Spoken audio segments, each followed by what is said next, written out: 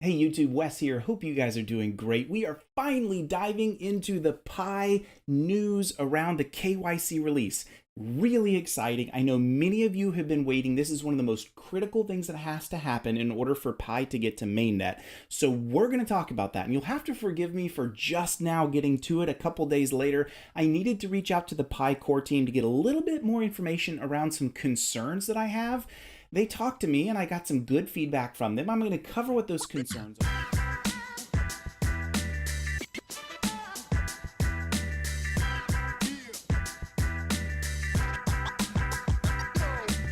I have been covering Pi since the very beginning, and at the very beginning, I wasn't super excited about it. There was a lot of concerns I had around it, and some of those concerns still exist today. Many people really just jump right into Pi being some kind of scam simply because it has this viral marketing to it in terms of you're inviting other people and your mining rate is based upon how many people you've invited.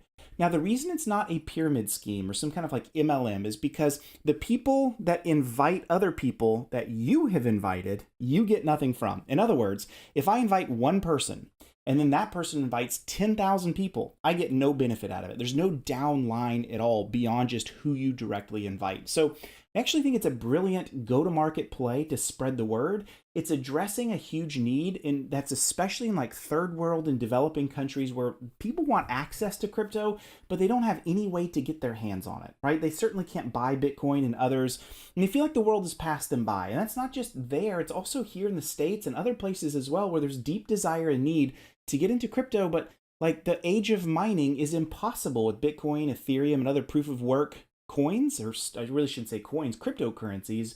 And so Pi is addressing a lot of that. And I think that's really exciting. I also think what's so exciting about Pi is its community-driven approach. Now, inside of that are some problems and some challenges that the core team has to get over. And we're going to talk about that towards the end of the video. And that actually kind of ties directly into the KYC update as well. So what I thought I would do in today's video, now you know my views on Pi, and if you want to watch more of my views, like that little few intro segment is not enough to really understand what I think about Pi. I actually have an entire Pi playlist where I walk through what mobile mining currencies are all about, how they work, why they work, how I would look for successful ones, and why I think Pi is doing interesting things compared to others, which, let's be honest, one incontrovertible fact, they've got millions of users. And so something is happening that's right. Even if you're critical of Pi, that's okay. So go watch that playlist because it's going to give you more information around it. But let's start with this. Let's start with the KYC updates. So first of all, you know KYC. One of the challenges to a crypto like Pi is if you're going to drop to users a certain number of Pi based upon how much they've been earning until it goes mainnet, well, it's a great incentivization system, but how do you know that one user is not spinning up 10, 50, 1,000 different phones and mining or reserving their Pi from all those devices? It needs to be one device to one person to be fair. And if it's not fair, well, that's going to impact and harm the entire community for those that play by the rules. And so that's where KYC comes into play. Now, how is KYC done from a larger perspective? So if I go on like Coinbase, Gemini, Kraken, Binance, whatever, they have a centralized KYC platform. And if I can be honest, it's way better than anything Pi is doing. Now, don't hear me hating on that. Pi just has challenges. But the way it works from a centralized system is there's some central authority that's doing all the checking to make sure that you are you. And they also don't have to worry about multiple devices. You're simply buying and selling crypto on an exchange, so they just need to know that the ID that I showed them is actually me. They don't have to worry about multiple devices and those complexities that the Pi ecosystem has. So that's why I think in many ways a centralized type of KYC is difficult for the Pi system as a whole. Now, I also want to say this. As we jump into this, there's been a lot of confusion around KYC, but hopefully you understand the first part of it is we've got to KYC one person to one device to make sure it's a fair release. And then once we do that, those KYC'd users, once we go into mainnet, we now have the confidence to say that person that has 100 Pi, 1,000 Pi, whatever it is that they have mined throughout this period of testnet is theirs, and they've legitimately earned it. So how is it going to work? Well, let's do this. I'm going to share out right here some notes And these notes are mostly gleaned not from the KYC, but actually in talking to the core team. So you may not know this, but I do know the core team. I do talk to them, and I have the ability to reach out to them. And they've been very gracious many times to give me some heads up on what's happening, to give me clarity when I have questions or concerns. I think they know that's because I have such a huge following in YouTube on my channel just around Pi. And so they've been very, very good to be transparent with me. And so I want to say this to the core team who I know is watching this video. Thank you. Thank you for taking the time to respond back to me. Nick, Swaroop, both of you, really appreciate you doing that. I know that you're busy, and so you giving that detail and clarity back to me, I am giving this back to so many other people through my platform. And so if you're watching today, just know, if you feel like, where did Wes source this information? I got it right from the core team. And so I hope I can clarify and demystify some things for you. So as we jump into this, first of all, the only verifiers, so keep in mind, the only verifiers that are going to do this are pioneers who have also gone through the KYC process themselves. In other words, this is a community-driven approach, and that makes sense to us, right? Almost everything in Pi is driven by the community. And I think that's an awesome part of Pi, primarily because they're really doing a different approach to crypto. The modern approach, the way a lot of companies do it, is they raise some kind of capital, and I realize Pi has raised a small amount of funding, but not very much, and they grow a really large team, and they go from there. But that's not the way Pi has done it. The Pi core team has always been small, and they're supporting millions and millions of users, and that is a unique challenge because the way that you address those challenges are you can't throw a support team at this. There's no way that Pi, as small as it is, and as, if I can say this, underfunded as they are, can afford a huge support team. I mean, Coinbase can't even handle the volume that they have. No way that the Pi team can either. And so their approach has always been, let's use the community. Community moderators, all things community. And so this is the same way. And I think you should have guessed this. Like anyone looking and knowing about Pi would know it'd be all about pioneers that do this. So only pioneers who have gone through KYC are going to be verifiers for KYC. So as we go in, first you have to opt in to be a verifier. So like I have no interest in being a verifier. I've got way too many things to do in my day. I will not opt into it. No interest at all. But if you're interested in it, you can opt in. Now, I would love to see the core team do some kind of like incentivization for verifiers so they have some skin in the game. Like maybe they get, I don't know, a half a pie or a tenth of a pie or some number based upon how many people they verify, like per person. I don't know what the number should be. Maybe you verify 500 people, you get one pie. I have no idea. But I'd like to see a verification reward system in all of this as well. But you have to opt in. And there's two objectives. The first objective is to make sure that the ID that's presented by the pioneer going through KYC matches their photo, like the selfie they take. And this is the way KYC works. Don't be alarmed. This is how it always works. Even centralized KYC, you scan a picture of your government issued ID and a picture of yourself that you take so that it can look at the two and make sure, yes, that is the same person. The person that submitted this is the same person that obtains and has the document, and the photos match. That's the key way to doing KYC. Not the only way, but it's one component. So that's the first objective.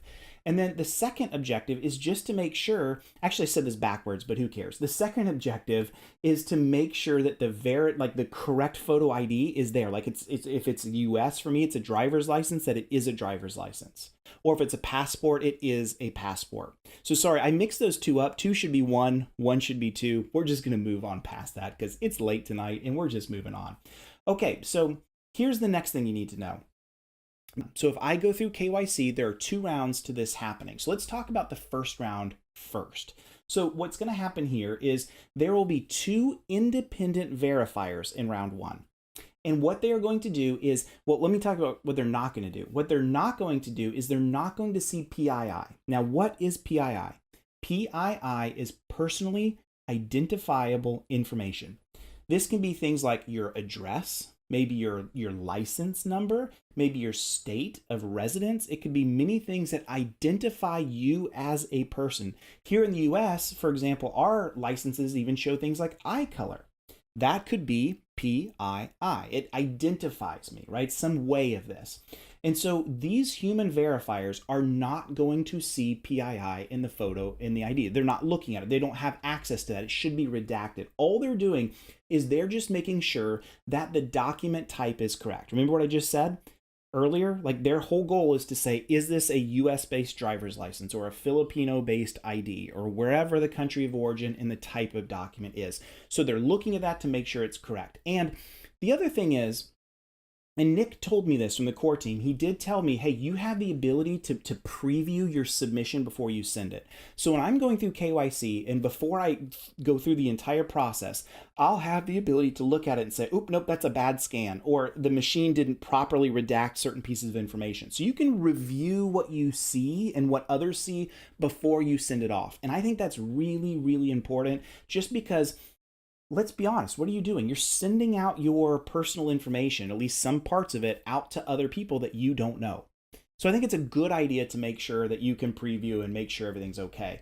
But here's one of the catches, and you really need to know this. If, and this is what the core team tells me, if the machine reading of some of that PII is like can't be verified by the machine, like it can't read it up and be sure of it, then the humans, like a human reviewer is going to have to review that portion. So let me be really clear on this. The way to avoid that is to make sure that when you scan your ID, that it's a very clean and clear ID. Don't just slap it in a dark room and take a blurry cell phone picture of your ID. I think if you do that, you're going to run into a lot of problems. Make sure there's no glare. Make sure you're in a well-lit area. Make sure your phone is stable. If you got, shaky hands, have someone else take that picture for you. I think it's really important to look at that and make sure it's correct because of that last point that you see there. If the machine can't read it, you're going to run into some problems. Okay, so next. The second one, though, is 2 additional verifiers are going to only see 2 things. They're going to see the face in the ID, and they're going to see your selfie that you take. All they're doing, they don't care about the document itself. In fact, they can't even see the document themselves. They are doing one thing and one thing only. You know what that is? Does the ID match with the selfie that you took? Are you one in the same? Now, you got humans doing this. So if you're someone that has like a 14-year-old identification and you've grown and you put on 200 pounds and a huge beard since then, you may run into problems with this. I don't know how to handle that. I don't know how the core team or verifiers are going to handle that, other than to say, if I'm in your shoes, you know what I would do? I would just make sure that your ID picture is pretty similar to the selfie that you take. And I think that's an important thing. And I thought about this for myself. What does my actual ID look like? I went back and looked. I'm like, okay, I look relatively the same. So if this is really, really important for you, maybe you need to go get your ID updated before you move forward in the process, because you have humans that are looking at it to verify. And if they're completely different, you may have a hard time with this. And that's just something to think about. So what's all this mean? So now you kind of know how the KYC process kind of works.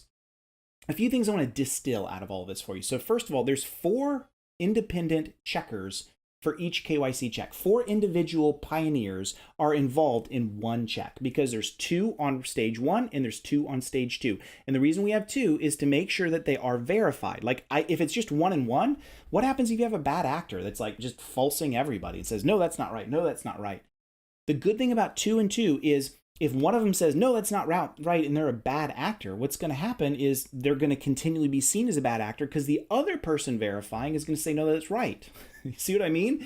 And the core team talks about this. Records are kept of verifiers so they can identify bad actors, and there will be repercussions. They'll be removed from the system. So I think that's good. I think that 2 and 2, it's a lot. Having to have 4 checks, 4 human checkers for one KYC is a lot of work. But I think it's the safest way to go to avoid all of this. They all work independently of themselves. So they don't know who the other checker is. It's randomly chosen. They have no ability to see anything else. They're only doing their little stage, and that's it. And there is no single verifier that is going to both see the image and the ID. They are separate from each other. So there's no chance that someone could randomly see both your ID and, or at least the redacted parts of your ID and your image, and put everything together and dox you, so to speak. There's no chance of that happening. And I also mentioned this, the human verifiers themselves are randomly selected. So you're not going to be able to have any chance or choice of this. I do think it's region locked. So if I'm a verifier here in the US, I shouldn't be verifying somebody's ID in the Ukraine, right? That doesn't make a lot of sense because I'm not familiar with their identification documents. So I think it's locked to regions. but it is randomly selected. And so the last thing I should really talk about is concerns. Do I have any concerns? And the answer is yes. I still have a couple of concerns. One, I understand why we have to use such a human-driven approach. When you have tens of millions of users ready to go through KYC, boy, that's a challenge. And so you're going to have humans to do a lot of that. In a perfect world, we would have a lot of machine automation, and there are some machine KYC, especially blockchain-based KYC platforms that are coming out, that I think at some point it'd be great for the core team to visit some of those. And maybe if you want to pay for your own like independent review, like you could do that. That would be fantastic. And it would just give an API check back to the core PyCore's platform and say, this person is checked, we're good to go. I'd love to see something like that because for me personally, I'm pretty privacy conscious. Even though there's redaction that's happening, I'm still worried about it. I'm still concerned. And I think anyone naturally would be. So I'd love to see something like that in the future.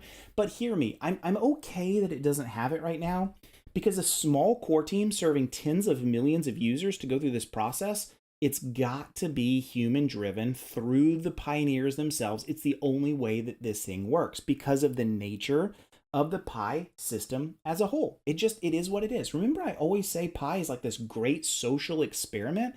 Well, yeah, that's what you see here in place. And so it is what it is, my friends. If you don't like it, then don't go through KYC. I don't know what else to say. If you don't go through KYC, you're not going to get your Pi. Your time has been wasted. Personally, I wouldn't do that. So the second concern I have is this.